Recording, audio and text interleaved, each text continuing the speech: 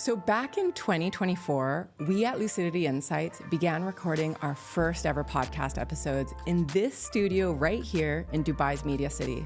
And throughout a season of over a dozen impactful episodes, we've hosted some of the Middle East and Africa's most influential and inspiring investors and venture capitalists.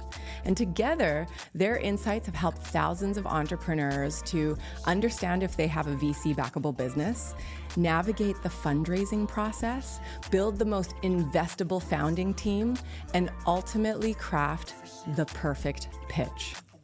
So after a full season, what have we learned?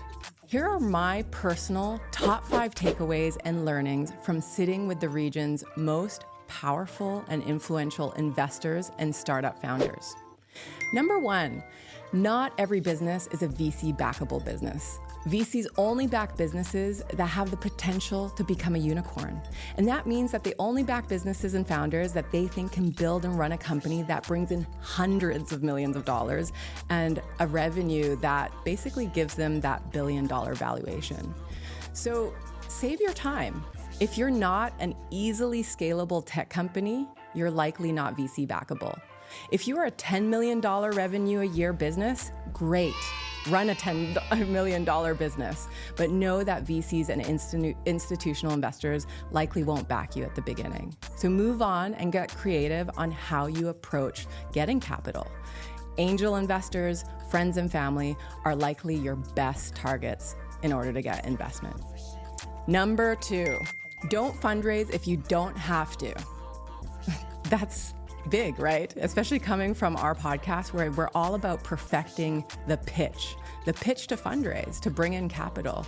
But I heard this time and time again, and what I found was if you don't have to raise capital, outside capital, don't. Because the truth is, it's not a badge of honor to fundraise. It's a responsibility. So if you value creative freedom and the ability to grow a business slowly and steadily and sustainably, often it pays to bootstrap it. That's just my 2 cents.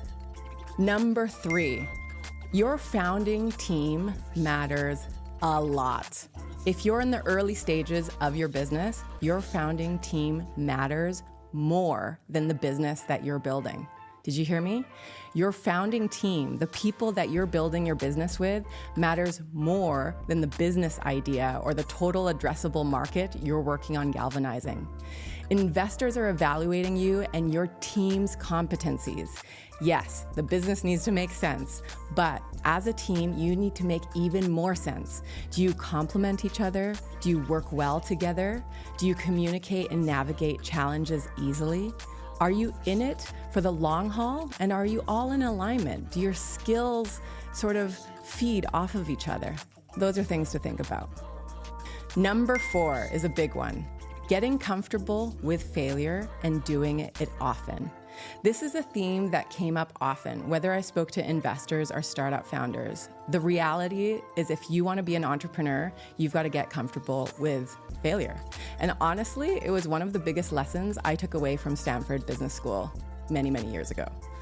The Silicon Valley mantra is fail early and fail often because early failures are less costly than failure at a later stage.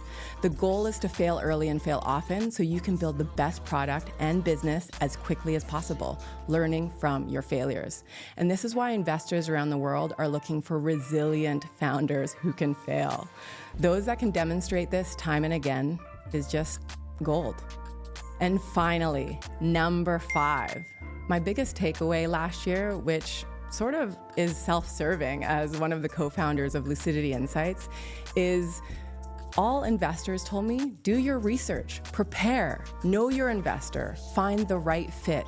Every single investor I spoke to said that their biggest pet peeve was founders randomly approaching them and asking to be funded without knowing who they were, who else they had invested in, what their investment thesis was, what stage of startup or what sector they preferred. Nothing really. And that's why we built lucidityinsights.com, so you can see every investor, what they invested in, how many checks they typically write in a year, what the average check size is for each investor that you can expect. You can check out their entire investment portfolio and do research on their startups that are similar to yours. So you can see if there's a symbiotic strategic relationship that can be formed there. Just do your research. Investors don't want to feel like they're your sugar daddy.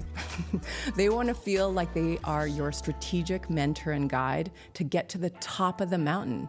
And you have to be clear on why you think they, with their competencies, with their personality, is unique from any other and in a unique position to help you and your startup specifically.